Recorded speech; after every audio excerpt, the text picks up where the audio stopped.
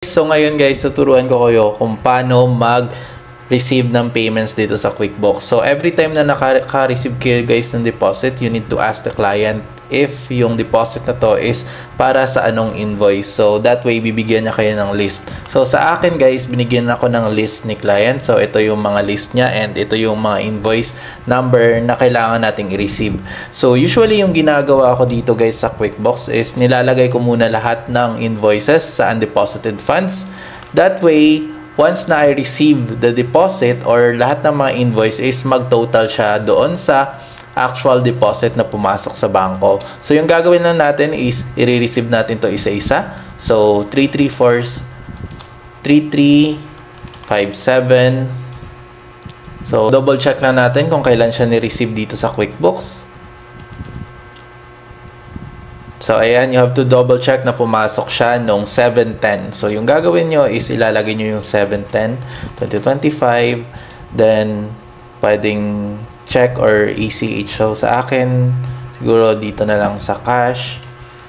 Then, reference number. So far, walang reference number. So, we will look at the details na binigay ni client and yung ilalagay natin. So,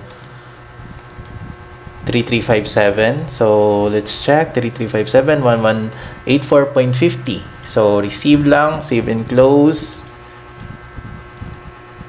Ayan. So, next is another invoice, 3399. 3399. So, hanapin lang natin, 3399. Okay. So, lagyan natin ng reference number. Ayan. So, receive lang natin. Next is 3398. 3398. Yan. So, copy-paste lang natin. So, lagyan natin yan. Next is 3371. Receive lang natin. 3371. Yan. So, copy-paste lang. Cash. Receive lang natin. Next is 3384. Receive lang natin. Yan. So, copy reference number. Save and close. Next is 3397. Yan. So, receive lang. So, wala siyang reference number but it's okay. Okay naman. Then, receive lang natin. Then, after nyan is i-deposit na natin siya sa QuickBooks. So, yung gagawin is punta tayo dito sa bank deposit. Then, hanapin nyo yung mga invoices na nilagay nyo sa undeposited funds. So, yung mangyayari is mapupunta lahat siya sa undeposited funds and you have to double check kung ano yung amount na merong difference based sa dito is, ang sabi is 339. So, supposed to be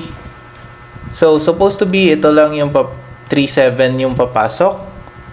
Ayan. So, 37. So, 31 plus 39.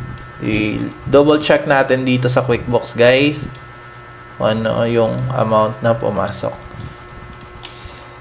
So, ang sabi is 960 lang yung na-receive. Ayan. So, kung makikita nyo guys dito, 960 lang yung na-receive dito sa invoice 3357. So, yung gagawin nyo guys is balik tayo dito. That's also part of troubleshooting, guys. Gagawin natin is 960.50. Then, 960.50. So, yung mangyayari guys, meron pang outstanding balance yung account na to, which is itong difference dito. So, save lang. Ayan. So, once na na-save na natin is Punta tayo dito.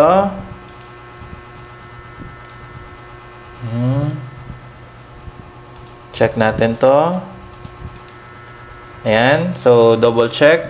3706.17. Ayan. So, 710. You have to make sure na dito sa bangko siya papasok sa 9200. Ito, 9200. Ayan. So, save and close lang. Then, ang gagawin nyo is ima-match nyo lang. So, that's how you match QuickBooks deposits, base versus invoice.